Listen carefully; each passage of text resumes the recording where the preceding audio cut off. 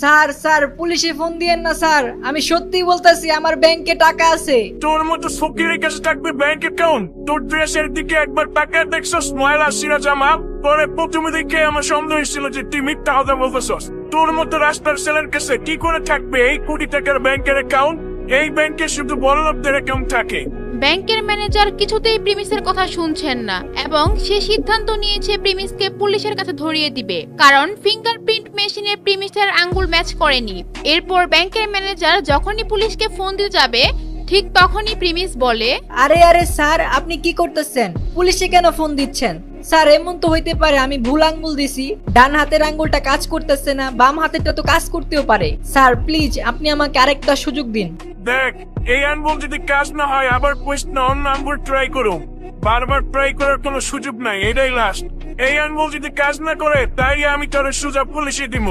এরপর প্রিমিস যখন তার বাম হাতটি ফিঙ্গারপ্রিন্ট মেশিনের মধ্যে দেয় সাথে সাথে ফিঙ্গারপ্রিন্ট মেশিনে একটি আওয়াজ আসে আর ফিঙ্গার ম্যাচ করে যায়। আর সাথে সাথে ম্যানেজারের ফোনে একটি মেসেজ আসে আর সে ওই মেসেজটি পড়তে থাকে। Verification successful, platinum member account, নাম প্রিমিস চৌধুরী। প্রিমিসের অ্যাকাউন্ট দেখে কাস্টমার ম্যানেজার একেবারে শক খেয়ে যায় আর ফিঙ্গারপ্রিন্ট অ্যাপ্রুভ হওয়ায় প্রিমিসের মুখে হাসি চলে আসে এবং ম্যানেজারের দিকে রাগের নজরে তাকায় আর মনে করতে থাকে একটু আগে তাকে কত কথা শোনালো, তাকে কত অপমান করলো। তারপর ম্যানেজার প্রিমিসকে বলে, প্রিমিস চৌধুরী স্যার, আমার ভুল হয়েছে, আমাকে মাফ করবেন, আমি বুঝতে পারি নাই। স্যার আমি এই ব্রাঞ্চে নতুন আসছি, আমি আপনাকে চিনতে পারি নাই, স্যার আমাকে মাফ করবেন। আচ্ছা ঠিক আছে ঠিক আছে, তো আপনি এখন বলেন আমার অ্যাকাউন্টে কত টাকা আছে? এরপর কাস্টমার ম্যানেজার কম্পিউটারের মধ্যে দেখতে থাকে তার এই অ্যাকাউন্টে কি কি আছে। স্যার আপনার অ্যাকাউন্টে তো 500 কোটি টাকা আছে। শুধু তাই না স্যার, এই অ্যাকাউন্টের মধ্যে একটা ফেরারি কার আছে, 2 কেজি ওজনের 100টা বোরবারও আছে। এগুলো শুনে প্রিমিস ভাবতে থাকে সে এই টাকা দিয়ে কি কি করবে। আর ব্যাংকের কাস্টমার ম্যানেজার তো একেবারে অবাক হয়ে যায়। মাত্র 20 থেকে 22 বছরের একটা ছেলের কাছে এত টাকা, এত সম্পত্তি। প্রিমিসের কাছে যেই টাকা ছিল সেই টাকার 10%ও এই ব্যাংকের কারো কাছে ছিল না।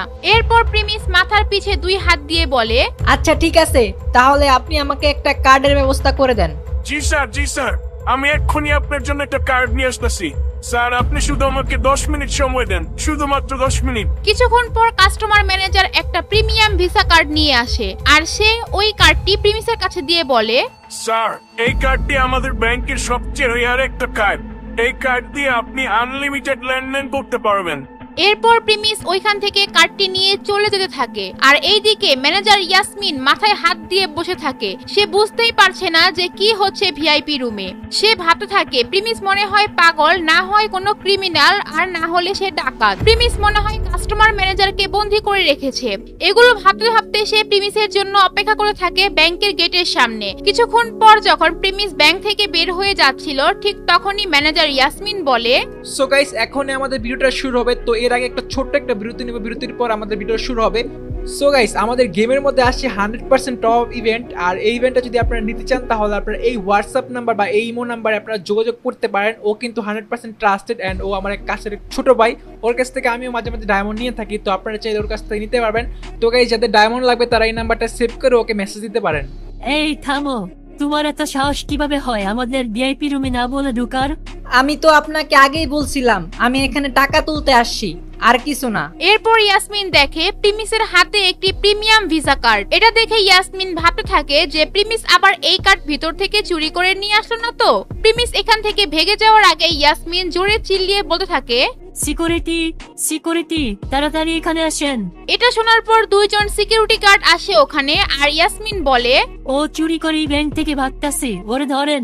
এরপর সিকিউরিটি গার্ড 2 জন প্রিমিসের দিকে বন্দুক তাক করে দাঁড়িয়ে থাকে আর ইয়াসমিন ভাবতে থাকে প্রিমিস ভিআইপি রুমে ঢুকে কাস্টমার ম্যানেজারকে মেরে কার্ডটি নিল না তো। আর এটা ভাবার সাথে সাথে ইয়াসমিন পুলিশকে ফোন দেয় আর বলে, স্যার স্যার, আমাদের ব্যাংকে চোর ঢুকছে, চোর আমাদের ব্যাংকে ঢুকে আমাদের কাস্টমার ম্যানেজারকে মেরে ফেলছে। এরপর ওইখানে প্রিমিসের হাত বেঁধে মাটিতে বসিয়ে তার মাথার উপর বন্দুক তাক করে ধরে রাখা হয়। আশেপাশে ব্যাংকের মানুষ ওইখানে ভিড় জমায়। ব্যাংকের কাস্টমার ম্যানেজার সিসি ক্যামেরায় ভিড় দেখে তার রুম থেকে বের হয়ে আসে আর জিজ্ঞেস করে, এই এখানে কি হইতেছে, এত ভিড় কেন? স্যার আপনি বাইচা আছেন? আরে আমি এত তাড়াতাড়ি মরতে যাবো কেন? আর তুমি এখানে কি তামসা শুরু করছো? কি হয়েছে এখানে? এরপর কাস্টমার ম্যানেজার একটু সামনে যেয়ে দেখে প্রিমিসকে বন্দি করে রাখা হয়েছে। আরে কে করছে এই কাজ? প্রিমিস চৌধুরী স্যার কি বন্দি করছে কে? Chowdhury sir, we are very sorry. ওনারা হয়তো বুঝতে পারে নাই, ওদের পক্ষ থেকে আমি মাপ চাচ্ছি। আপনি জানতে চাইছিলেন না কে এই কাজ করছে? এই যে এই মেয়ে কাজ করছে। শুধু তাই না, উনি আমাকে বলছে আমি নাকি কার চুরি করছি। এরপর উনি পুলিশেও ফোন দিছে আমি নাকি আপনাকে খুন করছি। উনি আমাকে ক্রিমিনাল আর চোর ভাবছে। ইয়াসমিন একদম ভয় পেয়ে যায় আর মাথা নিচু করে ফেলে। আর এটা দেখে কাস্টমার ম্যানেজার বলে, ইয়াসমিন, এখন যা শুনলাম এগুলা কি সত্যি নাকি? তুমি কে কাজ করছো? স্যার আমি আসলে বুঝতে পারি নাই, এখানে আসলে একটা বড় মিসআন্ডারস্ট্যান্ডিং হয়েছে। উনি জোর করে আপনার রুমে ঢুকে পড়ে, তাই আমি ভাবছি হয়তো উনি আপনাকে জোর করে কাট বানাইছে, পরে আপনাকে মেরে ফেলছে। কাস্টমার ম্যানেজার এটা শোনার পর ভাবতে থাকে সে নিজেই তো প্রিমিসকে চিনতে ভুল করেছে, ইয়াসমিনই বা কিভাবে তাকে চিনবে। তারপর ম্যানেজার ইয়াসমিনকে নিয়ে এক কোণায় যায় আর বলে, তুমি জানো ইনি কে? ইনি হচ্ছে চৌধুরী পরিবার ছেলে। তুমি তো জানোই চৌধুরী ইন্ডাস্ট্রির কত লেনদেন হয় আমাদের এই ব্যাংকে। ওনাদের যে সম্পত্তি আছে চাইলে আমাদের সমস্ত ব্যাংকের শাখা কিনে নিতে পারে। তুমি জলদি পুলিশে ফোন দিয়ে বলো যে তোমার ভুল হয়েছে আর প্রিমিস চৌধুরীর কাছে ক্ষমা চাও। আমি জানি না তোমার চাকরি আমি বাঁচাতে পারবো কিনা। এরপর ইয়াসমিন পুলিশকে ফোন দিয়ে বলে যে তার ভুল হয়েছে আর সে প্রিমিসের কাছে যায় আর বলে, স্যার আমার ভুল হয়েছে, আমি বুঝতে পারি নাই। স্যার আপনি তো জানেন এটা কত বড় একটা ব্যাংক, এখানে সিকিউরিটির একটা ব্যাপার আছে, আমি একটু বেশি আন্দাজ করে ফেলছিলাম। সরি স্যার, আমাকে মাফ করবেন। আচ্ছা ঠিক আছে, ইটস ওকে।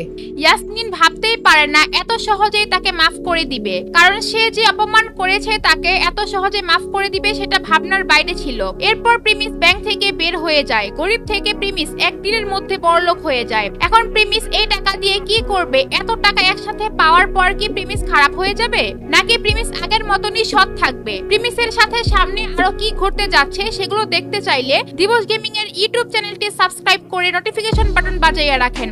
আর গাইস, আপনারা যারা ফ্রি ফায়ার ডায়মন্ড টপ করতে চান, নতুন যে ইভেন্ট আসছে এটা কমপ্লিট করতে চান, তারা ওর হোয়াটসঅ্যাপ নাম্বার বা ইমো নাম্বার যোগাযোগ করতে পারেন। ওর কাছে আপনারা অনেক কম দামে নিতে পারবেন এন্ড 100% ট্রাস্টেড। তো যাদের লাগবে তারা এখনই মেসেজ দিন।